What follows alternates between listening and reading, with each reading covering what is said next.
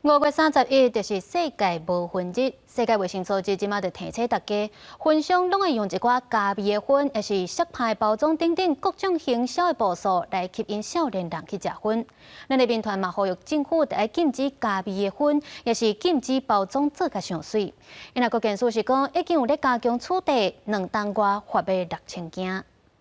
它呀，还可以变成现在最时髦、最流行的饰品，可以当做项链挂在包包上。 无论是时行的商品，也是果水的配件，为着省少年人的注意力，电子烟包装做牛奶茶、西瓜的口味，用果水的包装，让少年人降低对尼古丁的警戒心。不过，医师指出，这5花杂色的口味，就算是食品的添加物，嘛有可能在加烧的过程当中，释放对人体有败害的物质。把它加热，然后蒸发，从这个肺部吸入的话，它就不再具有安全性了。所以这些添加物。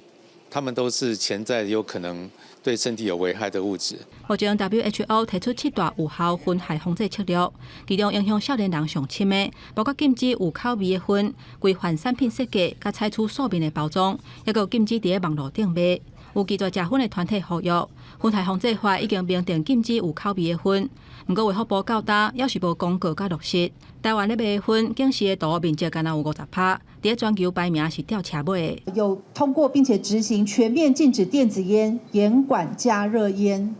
但是我们政府的不积极作为，让我们的青少年、让我们的孩子在网络世界随时都可以接受到这些魅惑的这样的行销手法。 禁止加